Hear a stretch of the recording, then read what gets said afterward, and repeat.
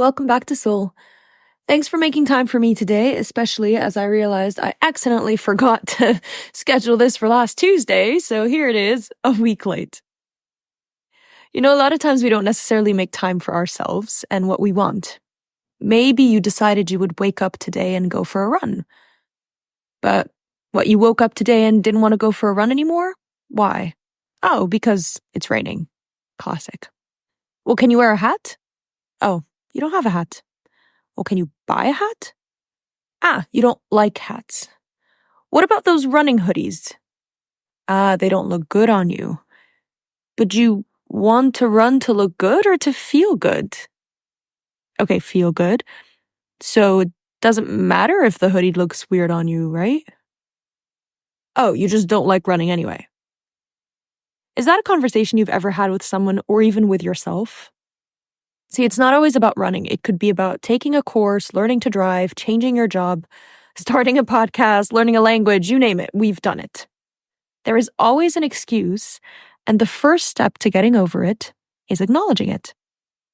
You're making excuses. I'm making excuses.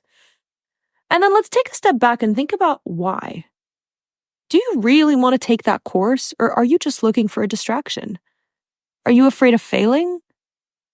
See if maybe you can write it down and try to pinpoint what is actually keeping you from whatever it is. Now, once you do that, there are different things we need to do.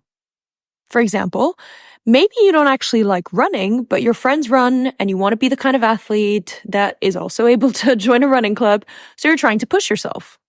Cool. It's fine to push yourself to try new things, but we're on this earth to enjoy our lives as well. If you tried it and you don't like being outdoors with water pouring down on you, see what works instead of it. Maybe an indoor running track. Maybe a gym. Could be a treadmill. Now you can wear what you want and the weather won't be an issue.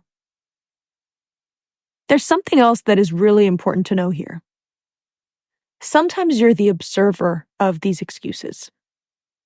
You'll ask the same questions to a friend or an acquaintance, and you'll give the same alternatives.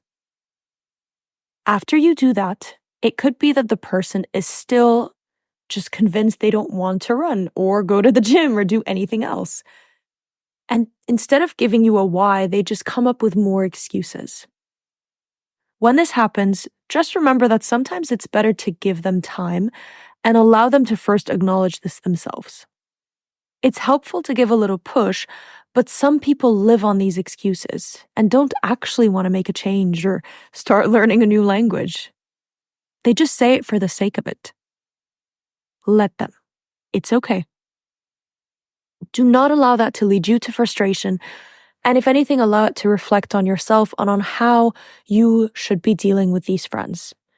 Focus instead on what you can do for the excuses that you make. Unfortunately, not everybody wants to be helped, and the only person you can really push is yourself. So remember to give space where it is needed, whether it is to yourself or to others, and remember to treat yourself and others kindly and with patience and respect. Most importantly, let's work through these excuses, step by step, day by day. Give it a shot, write down how you acknowledge it and how you work through it. Let me know on this week's post how you get on. Have a lovely week, and I'll see you next week, for real this time, on Soul.